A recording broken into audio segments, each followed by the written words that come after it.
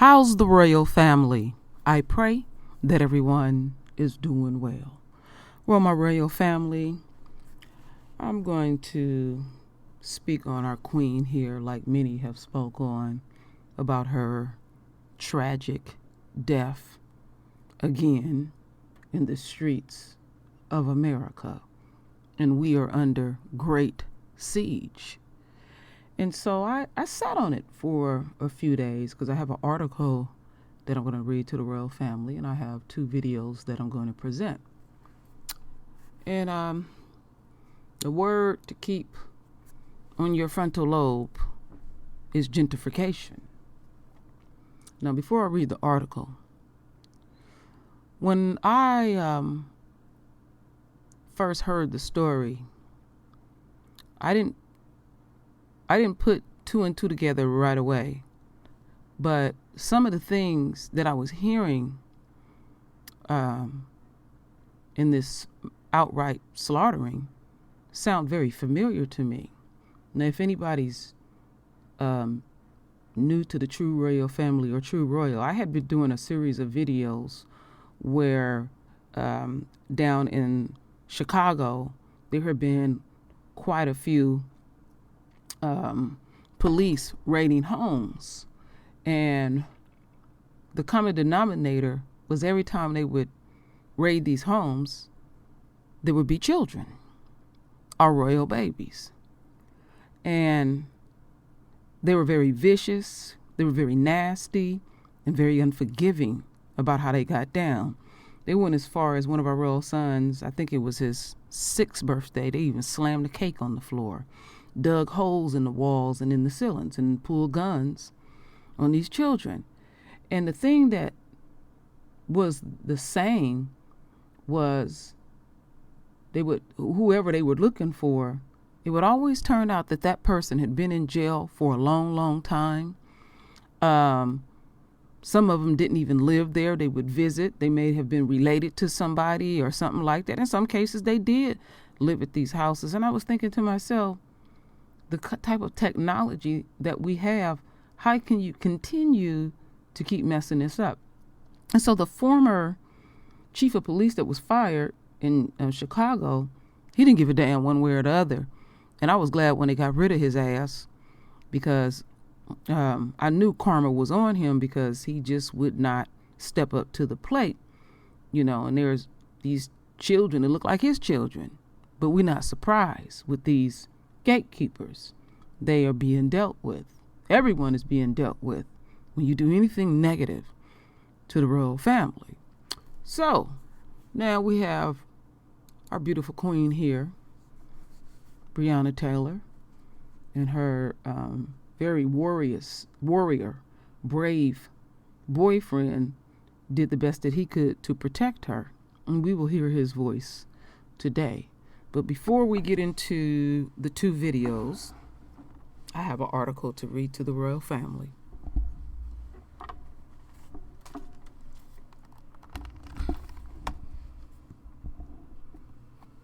Lawyers say Miss Taylor's house raid was part of gentrification plan. On Sunday, July 5th, Breonna Taylor's family filed a new lawsuit in, what happened? Lost my article that quick. Let's see what happened. Oh, there it is. Excuse me for that. Let me start back over. On Sunday, July 5th, Breonna Taylor's family filed a new lawsuit in Jefferson Circuit Court that alleged the search warrant that led to her death was part of a plan to clear out a block of residents and make way for a multi-million-dollar redevelopment.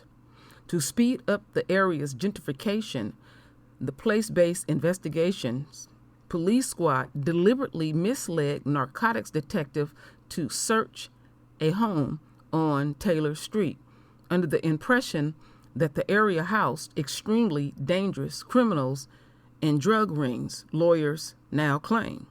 The execution of the search warrant robbed Breonna of her life, and Tamika Palmer of her daughters. Attorney Benjamin Kirk told the Courier of the new lawsuit. It executes and exhibits an outrageous recklessness and willful, warrant unprecedented and unlawful conduct. The new suit further states that the drug investigation was designed to target primary roadblock to the new development, Jamarcus Glover, Taylor's ex-boyfriend. In the affidavit used to obtain the no-knock search warrant for Taylor's house, Detective Joshua Jays claimed that he had seen Glover, again, that's her ex, leave Taylor's home in January with a UPS package before taking the package to a known drug house. He also wrote that the U.S. Postal Inspector had confirmed to him that Glover had been receiving suspicious packages at Taylor's house. However, after Taylor's death, a Louisville postal inspector told WDRB News that Jays never asked an inspector to verify whether or not Glover was receiving packages at Taylor's house. Furthermore, postal inspectors have already looked into the claim at the request of a different agency and determined that he wasn't. And you know what? Lisa did a great coverage of that a few weeks ago, how they tried to get the postal company all wrapped up into that too. So they put their ass on blast. Okay, this cop is currently on administrative reassignment, so he's still getting paid. Following an investigation into how he obtained the search warrant using the alleged false information, the new lawsuit brought forth by Taylor's family's lawyers connects the search warrant to a redevelopment plan. Breonna's home should never have had the police there in the first place.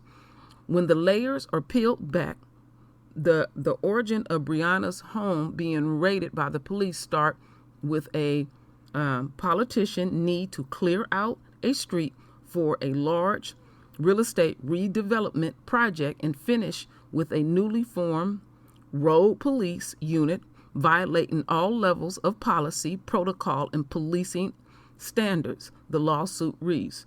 Breonna's death was the accumulation of this ridiculous politician and police conduct. The reality was that the occupants were nowhere close to Louisville's versions of Pablo Escobar or Scarface. The complaint continues, and they were not violent criminals. They were simply a setback to a large real estate development deal. Thus, the issue need to be cleared up. Normally, when they want you out of a neighborhood, they pay you. So, let's see. According to the Courier spokesman of the Louisville mayor, Greg Fleischer, has called the allegations outrageous and without foundation or supporting facts. They are insulting to the neighborhood members of the Vision Russell Initiative and all the people involved in the years of work being done to revitalize the neighborhood of West Louisville. Deputy Director of Communication for the mayor's office, Gene Porter, said in a statement, the mayor is absolutely committed to the work and the evidence by the city's work to support a $1 billion in capital projects that over the past few years included a new YMCA, the city's foundational $10 million grant to the Louisville Urban League Sports and Learning Complex, the Cedar Street housing development and new businesses, down payment, home ownership's assistance, and of course, the remaking of a large Beecher Terrace initiative. So far, one officer involved in Taylor's death has been fired from the police department. Okay. One thing that I want y'all to keep on your frontal lobe, my royal family, is that what I've been noticing in a lot of articles lately, if we complaining about anything, Now what I've been seeing quite a bit of is how different corporations and organizations are donating all this money to the unquote black cause. And they want us to fall over and be utterly grateful, donating some money that will not impact us at all, because at the end of the day, they control the narrative. So let's get into this first video.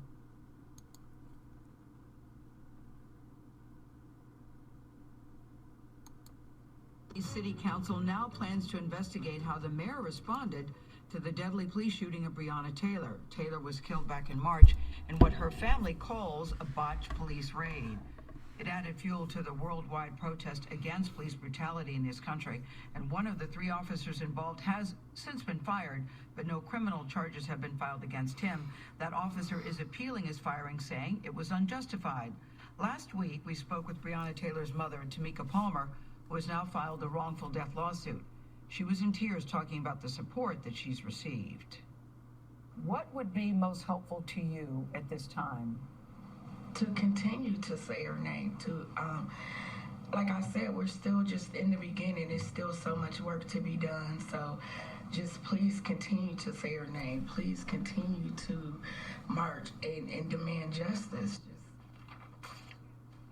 Louisville Mayor Greg Fisher joins us now to discuss the Breonna Taylor case. He says that he will work to implement police reform in his new role as president of the U.S. Conference of Mayors. This is an interview that you'll see only on CBS This Morning. And Mayor Fisher, we thank you for joining us today. You've got a lot going on, a lot to discuss. Let's start with the Breonna Taylor case. So 1 officer has been fired, 2 others have not been fired. Are you satisfied where things stand in that case right now? Well, good morning, Gail. Thanks for having me. The guiding principle throughout Breonna Taylor's tragedy has been get to the truth, get to the truth. I've asked the Attorney General, the FBI, the U.S. Attorney to be involved to make sure that no matter what the outcome, the truth comes out. So where the case is right now is with the Attorney General, Daniel Cameron. He will be deciding if any criminal charges will be filed on this case. In the meantime, we're not waiting for improvements. I signed Breonna's law into law a couple weeks ago. That bans the use of no-knock warrants here in Louisville. It also requires body cameras be used on all search warrants. So we're not waiting. Anytime we have an improvement opportunity, we swing into that. That's what the U.S. Conference of Mayors will be doing also as we look at broader police reform around the country. Mm-hmm. You're right. We all want the truth. You're absolutely right about that. And 1 officer has been fired. And I think Breonna Taylor's mother and people who are very upset about her death want the other 2 officers to be fired. What do you think? I know we're all looking into the thing, but you are the mayor of the city. Your opinion matters. Well, what's important is the truth, and that's why all these different agencies are looking at this. I'm actually precluded by state law, believe it or not, which I would really like to see changed, KRS 67C, from commenting further on this case while it's investigation. But that's why you want the FBI, and you want the Attorney General, and you want the U.S. Attorney, and now it's with the Attorney General here in the state of Kentucky to determine what the next steps are going to be. What was your personal reaction when you first heard about the circumstances of Breonna Taylor's death? What did you think about the actions of your police department? Well, you're distraught. I mean, I have kids that are about the age, not kids, but young adults about the same age as Breonna Taylor, and you put yourself in the position of Breonna's mom and just say, you know, how would you react to something like that? And it's just a pit in your stomach. And just say, how do you move through these tragedies then as a city to improve, try to make sure something like this never happens again? It's the nature of a mayor's job that you occasionally have tragedy, and then you have to move forward and try to bring your community with you at the same time. So it's certainly something that we're extraordinarily sorry about. Yeah, a lot of people feel that way, Mr. Mayor. Yeah. A lot of people also wonder why it took 110 days for the city to take any action, and it was only after there were national protests following the death of George Floyd. Can you talk about why it took so long before there was any action in the case? Absolutely. I mean, Louisville has been a leader in the release of body camera evidence when there's an officer-involved shooting. And that's one of the real problems or challenges with this case, is there is no body camera footage. These were undercover narcotics officers executing a search warrant. Since then, I've changed that policy. So unlike some of the other cases that we see around the country, there's no direct evidence of what's happened. So that's when a public integrity unit investigation takes place. Those typically last 2 to 6 months. Probably about, 60, 70 days into this case is when action started being taken in terms of what the facts were that we knew that were coming out in terms of improvement in the community. But the fundamental lack of body cameras has been the big stumbling block in this case. Yeah, you know, we mentioned congratulations on your new position, because you're now head of the U.S. Conference of Mayors. What do you all think is the #1 thing that can be done to reduce these deadly encounters with the police department, especially as it pertains to the Black community? Yeah, I mean, this is a time of real potential transformation for our country, I hope. When you've got a pandemic, we've got an economic recession, and then we've got marches for racial justice taking place. There is no question that the climate is ripe for serious change in all types of societal issues, and police reform is absolutely one of those. The police have got to decide to be part of that. I know good cops definitely want to as well. Sanctity of life has always got to be the #1 issue. De-escalation has got to be a guiding principle for all of these as well. And then the community has to see itself as part of cooperating to build safety in a community with trust in the police department. So there's no question that there's a lot of challenges that need to be addressed. Mayors are uniquely situated in the country to be able to take a lot of these issues on. And I can tell you mayors are leaning into that right now. Police reform and racial justice is one of our top priorities as we head into this new year.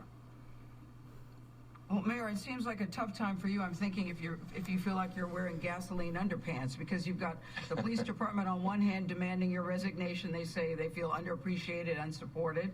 Then you have the police reform protesters who are saying you're not doing enough. Both sides are calling for your resignation. How are you navigating this process for yourself, standing in the upright position? Well, I mean, that's kind of the nature of being a mayor in America today. And unfortunately, this is happening all over America right now. That's why the conditions are ripe for transformation. So we have not been in a place like this in America now for about 50 years or so. So the question is, will we get it right this time? I think the conditions are ripe, and I'm hopeful that it will. When you look at addressing some of the underlying challenges that America has right now in terms of the wealth and income gap that we have, now is the time where we need to change the minimum wage to a living wage. Now is the time when we need to develop and prepare reparations proposals for African Americans to address this wealth gap in our country. So now is the time, too, to recover from the COVID Act so we get direct federal funding so city budgets can stay healthy to provide basic services. So the nature of a mayor's job is handling difficulty, turning that into hope and action so your citizens can be in a better place, and that's what the mayors of America are going to do. Well, Mayor Fisher, you got a lot to do, and as you said, everybody wants to get it right, but also people believe now's the time for change. Thank you, sir, for your time this morning. Absolutely. So, For joining us. Nora is off. I'm Margaret Brennan. the mayor spoke about absolutely nothing. He didn't answer her questions. Basically, if we didn't have the protesters that were doing their part, they was going to brush it under the rug. And this is one of these stories that all of us need to keep a spotlight on, because what I am seeing, just because mentioning that word gentrification, that opened up something. You seeing how these things are happening as we have came out of our captivity. The enemy continues to get exposed for their fuckery, basically. So now, as we continue on, because we don't get to hear this brother's voice right, and they try to put him in the worst light. This is Miss Taylor's boyfriend, and we're going to hear what Mr. Walker have to say along with the lies. And this video is very new, very brand new. So let's get into it. A lot of news happening today. Governor Andy Beshear is mandating every Kentuckian to wear a mask. But first, we're hearing more interviews from police regarding the fatal shooting of Breonna Taylor in her Louisville apartment. WDRB Scott Reynolds joins us with more on the Public Integrity Unit interviews with the officer who shot and Breonna Taylor's boyfriend.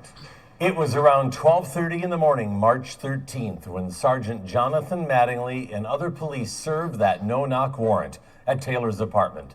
Mattingly said even though the warrant was no-knock, they were given verbal instructions to knock, that it was considered a soft target, that they believed Breonna was home alone.